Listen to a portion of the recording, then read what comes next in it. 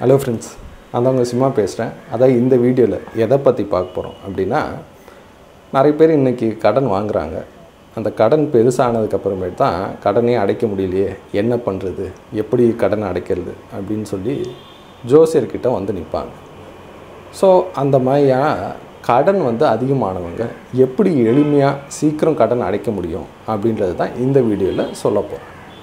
அதாவது பொதுவாக எல்லோரும் சில ஜோசியர்கள் சொல்கிற ஒரு விஷயம் என்னென்னா, நீங்கள் குளிகை நேரத்தில் கடனை திருப்பி கொடுங்க, குளிகை நேரத்தில் கடனை கொடுத்துட்டு கொஞ்சம் அடைங்கப்பா, கடன் முடிஞ்சிடுச்சு அப்படின்னு சொன்னிங்கன்னா சீக்கிரம் கடனை கட்டி முடிச்சிருவீங்க அப்படின்னு சொல்லுவாங்க. இது ஆனால் பொதுவான விஷயந்தான், இது எல்லாருக்கும் உகந்தது கிடையாது. ஆனால் இது அந்த மாதிரி குளிகை நேரத்தில் கடன் அடைச்சா டக்குன்னு அடையுது அப்படின்னு பார்த்தீங்கன்னா, திருப்பி கடன் கட்டிகிட்டே இருக்கிற மாதிரி இருக்குமே தவிர அடையவே அடையாது. அதுதான் அதோட யதார்த்தம். இவங்க கடன் கொடுத்த இடத்துல கட்டிகிட்டு இருப்பாங்க. அது அதாவது வட்டியாவது கட்டிகிட்டே இருப்பாங்க.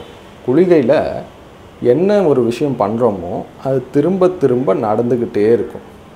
ஒருத்தர் குளிகையில் ஒரு வீடு வாங்குறாரு அப்படின்னா திரும்ப வீடு வாங்கிட்டே இருப்பார். குளிகையில் ஒரு பிஸ்னஸ் ஆரம்பிக்கிறார் அப்படின்னா திரும்ப பிஸ்னஸ் ஆரம்பிச்சுட்டே இருப்பார்.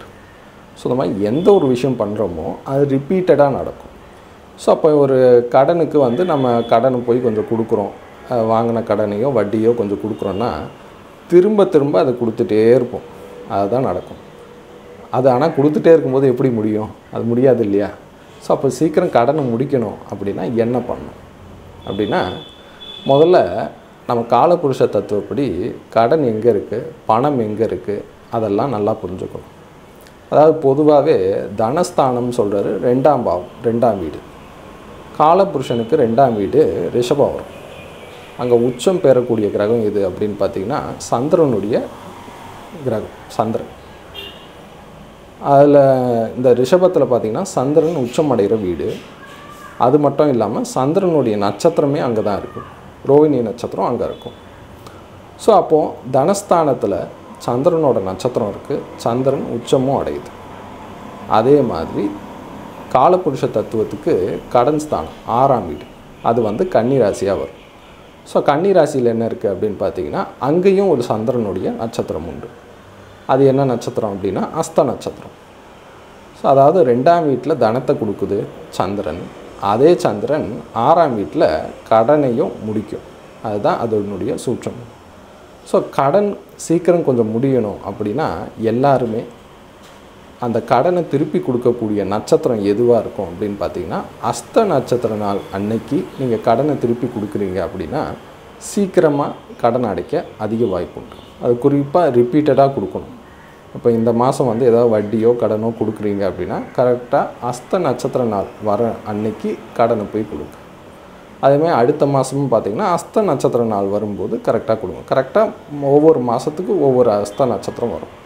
அன்னைக்கு போய் கடனை கொஞ்சம் ரிப்பீட்டடாக கொடுத்துட்டு வந்தீங்கனாலே அந்த சீக்கிரம் வாங்கிய எவ்வளோ பெரிய கடனாக இருந்தாலும் அடையிறதுக்கு அதிக வாய்ப்பு உண்டு. இது காலபுருஷ தத்துவப்படி எடுத்த விதி. அது மட்டும் அல்லாது உங்கள் ஜாதகத்துக்கு, இதை விட உங்கள் ஜாதகத்துக்கு சுய ஜாதகத்துக்கு பார்க்கும்போது அந்த சுய ஜாதகத்தில் எந்த நட்சத்திர நாள் அன்னைக்கு கடனை திருப்பி கொடுத்தா சீக்கிரம் அடையும் அப்படின்றது உங்கள் ஜாதகத்தில் கண்டிப்பாக சூட்சமும் உண்டு. ஸோ அதை பார்த்திங்கன்னா அது இன்னும் உங்கள் ஜாதகத்துக்கு எந்த நட்சத்திர நாள் அப்படின்னு கண்டுபிடிச்சிட்டிங்கன்னா அது சீக்கிரம் இன்னும் கட்டி முடிச்சிடலாம். கடன் பெருசாக இது பெரிய லெவலுக்கு வளர்ச்சி அடையாமல் இதை விட எளிமையாக அடைக்க முடியும். சரிங்களா? ஸோ இதுதான் விஷயம் ஃப்ரெண்ட்ஸ். தேங்க்யூ.